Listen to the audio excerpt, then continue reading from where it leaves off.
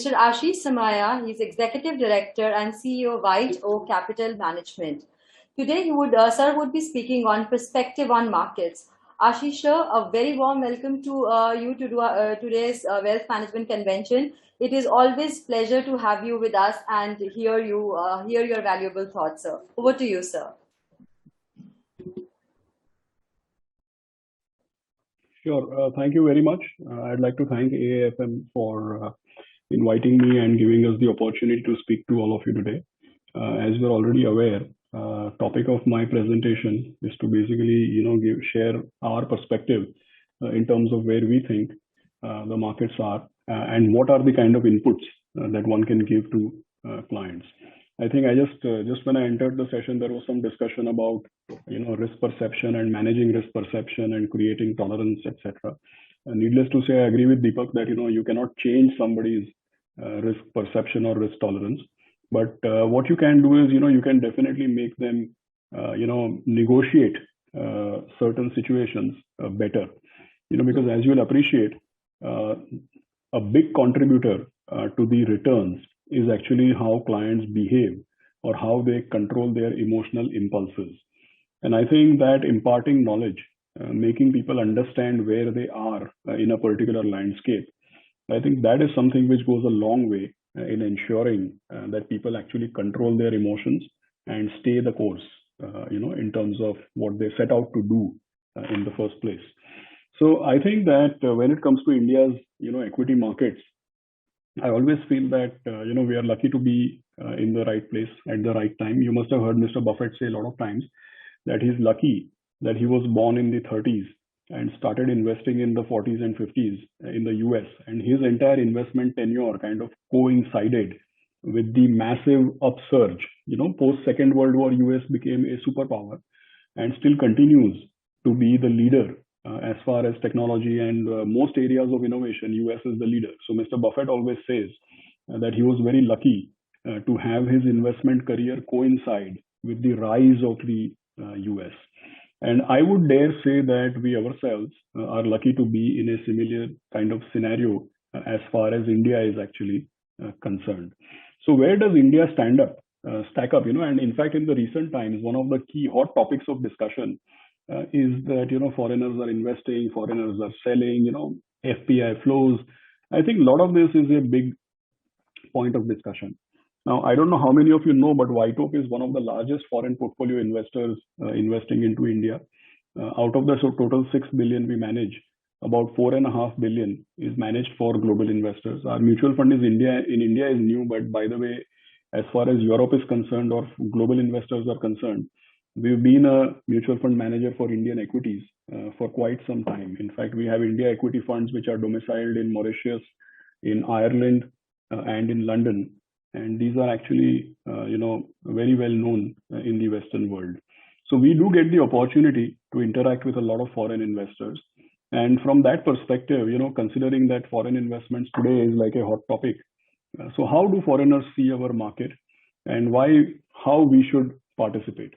So first thing which I would like to share with you here, and I don't know how many people are aware of this, but the fact is that after US, if you take last 5 years and last 15 years, in dollar terms, if you take the returns, after US, India is actually the best performing market globally. So last 5 years, US has delivered 16% returns. The second highest is India, 13.6%. Last 15 years, US has delivered 8% in dollar terms. India is second highest, 5.3% in dollar terms. Countries like China, etc., which have shown massive economic performance, have not really rewarded, at least as far as their index is concerned, and at least as far as performance in dollar terms is concerned.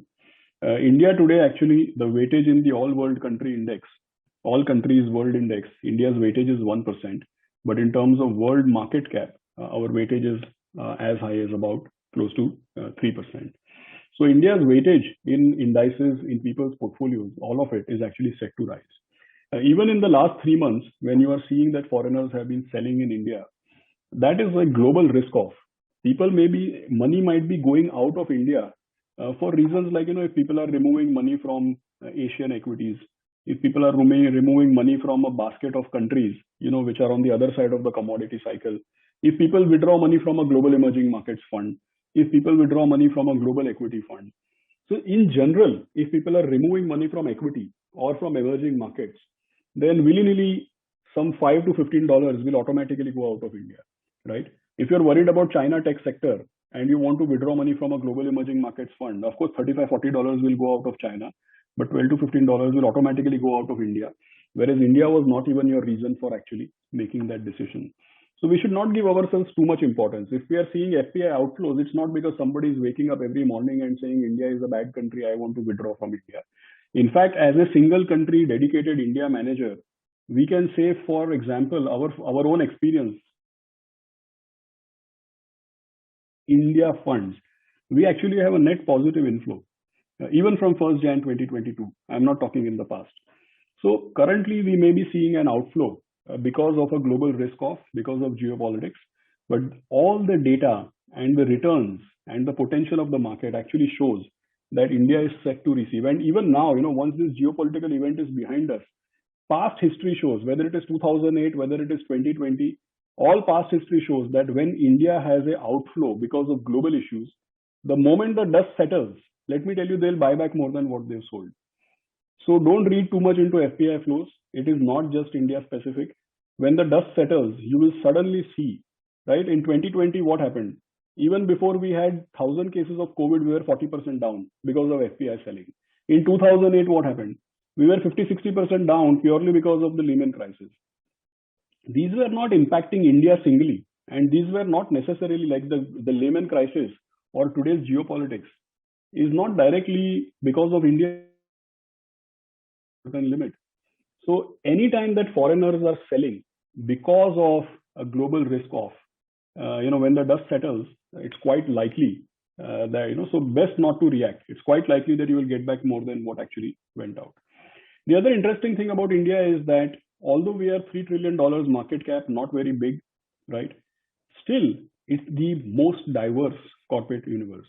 So if you take, for example, Taiwan, it is 68% technology. If you take Russia, for example, 45% energy, 22% financials.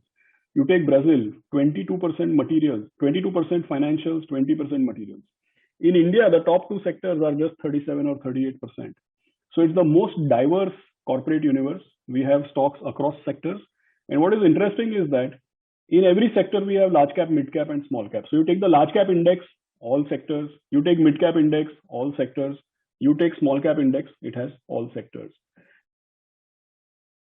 Larger number of listed companies than US. Just a simple statistic I can give you. In last 25 years, the market cap in US has gone up 3x, but the number of listed companies has become half. That's because a lot of the US market, a lot of time people say alpha, US, there is no alpha. It's not just because active fund managers are doing a bad job. It's also because a lot of the alpha is moving to the private market. By the way, this whole passive business is not just passive. It's just that the alpha is being stripped and sold separately. So in US, it's not that active money is moving to passive. A lot of active money is moving to passive and to alternates. So alternates are generating alpha and the passive is giving the beta. So instead of selling a soft drink, you are selling the concentrate separately, you're selling the soda water separately. That doesn't mean active management is doing badly. And in India, there is massive scope for active management for a simple reason that we have larger number of listed companies, we have all sectors, and in every sector we have large, mid, and small cap. So India's market share, India's representation in global markets is already rising. It is set to rise consistently. And that is also backed by economic fundamentals. I think in this, all of this, most important is this. Today, as we speak, India's working age population is rising and likely to be there for the next 30 to 40 years. On the other hand, if you see our long-term average trend of GDP growth is also consistently rising. So our exposure, our weightage in world markets is rising. It is set to rise and it is backed by fundamentals. It will continue to be there. We all know that it will be in the top 3 economies, etc. So I'm not going to waste your time on that. But most important is this chart on per capita. And this per capita income is like this. When we were kids, we used to play video games. I'm sure you remember that as a kid, when you played video games, there was one defining feature of these video games. The more you played, you became a better player because a lot of tools or a lot of weapons kind of opened up. So as you play more and more, the game becomes faster, the game becomes tougher, but you also become a more empowered player. Why does that happen? Because new and new weapons or new and new capabilities keep opening up. This per capita income business is exactly like this. We are today just over $2,000 per capita. And what does this data actually tell you? That mobility, the automobile industry, becomes relevant only when per capita crosses $5,000. Real estate industry, retailing and credit really picks up when an economy crosses $3,000.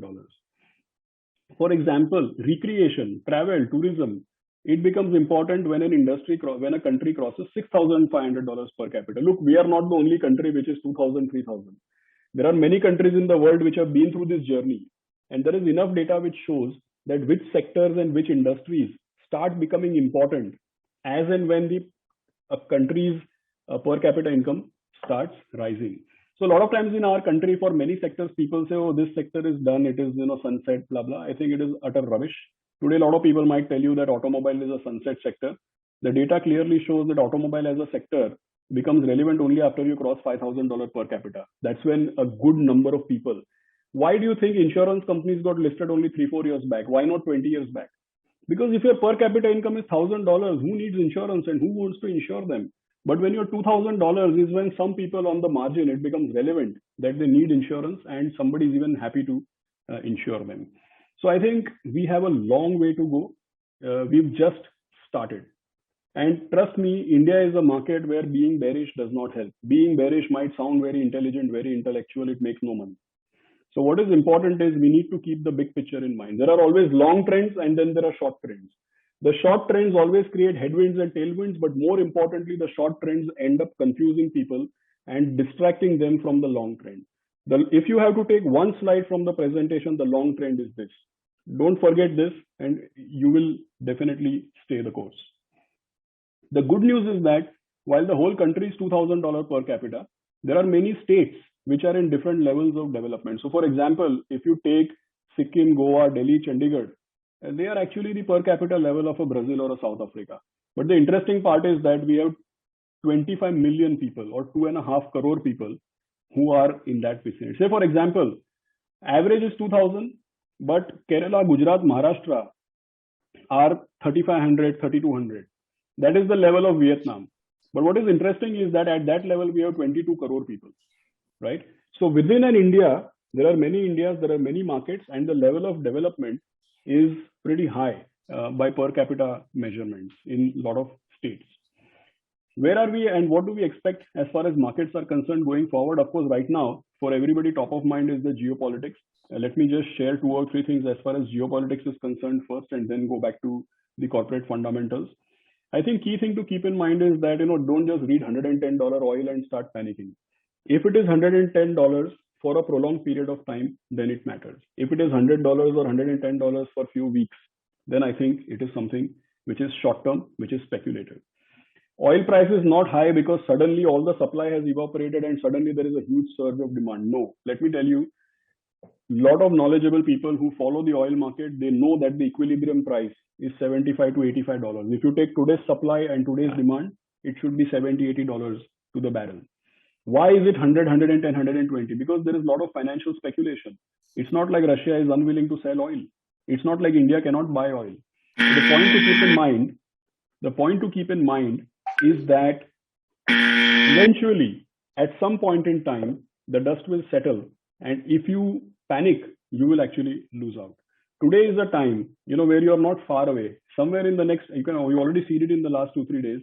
Somewhere in the near future, you are going to see a significant, change in the mindset. Last point which I wanted to share. A lot of people think that if the market falls, it will go to 8,000, 10,000, 12,000 because memories of 2020 are fresh. Let me tell you, last 7 to 8 years, the Nifty EPS was consistently in the range of 400 to 450. On 400 to 450, if you apply a lower PE multiple of 17, 18 and higher PE multiple of 27, 28, it gives you a Nifty range of 8 to 12,000. That is where we spent the last 7, 8 years. When Mr. Modi won the election, 7,700, demonetization, 7,700, post-COVID, 7,700. That is because the EPS was consistently 400 to 450. So obviously the market will be in that range. But today, we are no longer in the 400 to 450 range. We are clearly in the 700 to 900 range as far as Nifty EPS is concerned. If you apply the same PE band, you will realize that the natural level or the natural range of the market has actually changed significantly. It is more in the 13,000-14,000 to 21,000-22,000. That is the bracket. Last 7-8 years, the bracket was 7.5 to 11.5. Today, we are in a bracket of 13-14 right up to 21-22. So the range of the market itself has changed. There are many fundamental reasons behind it, which I'm sure all of you are aware of. So not going to spend too much time. But this is what I wanted to share with you. I would just tell you that don't let the short trends, which create tailwinds and headwinds. So don't let the short trends throw you away from the long trends.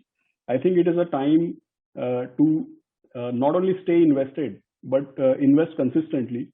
And I think in the next 2 to 3 years, we are set to see some really great times. So thanks for listening me out. Pleasure speaking to all of you. I'll hand back to Deepak or Dimple.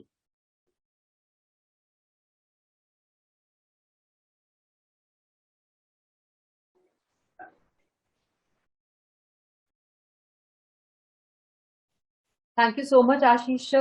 It has been really wonderful, truly wonderful to understand markets perspective directly from you, sir. There are people asking questions, though I will not be able to take many questions. Somebody is asking, every investor understand himself more knowledgeable than his advisor. How to handle such investors? Sir, I don't know whether it is related Yeah, to action. Yeah. There was a survey which was done once. And in that survey, 90% of the people said that they are above average. Okay. So that should tell you about how people think, right? And I think there are, why advisors? I have seen that when the market is booming, investors know more than the promoters. But when the market, they get a vision. When the market is booming, investors are so visionary that they know more than the promoter also. And when the market is booming, people think that they know more than RBI and Federal Reserve also. Like, in the last 6 months, any debate you go, people are saying the Federal Reserve is behind the curve. They don't know their job. RBI doesn't know its job. So what happens is when people have made a lot of money, they start thinking that they are smarter than everybody. But eventually the market is nothing if not cyclical. So people who think that they know, I think we all need to be humble, whether it is investor, advisor, promoter, whoever it is. And I know that this question is from an advisor's perspective. I think investors who think that they know a lot, I'm sure there are some investors who are very smart, they indeed know a lot. But by and large, people think that they know a lot after they have made a lot of money. But when the market turns, it goes out of the window really. So just stay the course and stay put. Thank you so much, sir. One last question: What time do you expect the crude to stabilize? So people No, are I think asking that is about not forecastable. That's not forecastable. Right now, I can see, we can always see where we are right now. If you ask me, where are we right now? Right now, we are amidst financial speculation because I think a lot of the Gyanis basically say that equilibrium price is $80-$85. Keeping today's supply and demand in mind, it doesn't deserve to be 110, 120. That's one thing. So I think it is because of a lot of financial speculation that it is where it is. Eventually, and a lot of people think that if crude is high, then the global economy should slow down. Few days back, people were saying that if the Fed hikes rates, the economy should slow down. So you have to reconcile these things. If you think that the economy is going to slow down, then the crude demand should go down actually. Then why should it be 110 or 120? So in every which way you look, it doesn't look sustainable. Either because of demand destruction, the price has to go down. If the geopolitics is bad for a long time, then because of demand destruction, the price will go down. And if the geopolitics resolves itself, then financial speculation will go out, and anyway it has to go down. So I don't know where it can go in the next 7 days, but if you ask me in the next 3 to 6 months, it has to eventually cool off. Thank you so much, sir, for answering this, doing justice to this question again. Last, sir, which two markets to focus to cover the world when you talk about international investments or global markets? See, Indians should invest in, obviously, India, I don't need to sell, but either it's basically, broadly, if you ask me, it is India and US. If you ask me a third one, I would say global emerging markets, because there are many emerging markets which are complementary to what India has. Like, for example, today we have FPI outflows, but Brazil has inflows because they are perceived to be a commodity-driven market, right? So India, US, and global emerging markets, which give us growth opportunities, which we don't find in India. So that's how I would split it. Thank you so much, Ashish, for motivating us in the morning, which was much needed in these times. And I thank you on behalf of the entire team of AFM India for taking out time and enlightening us with your wonderful thoughts, sir. Thank you so much, sir. Thank you. Reach out today and let's do it professionally.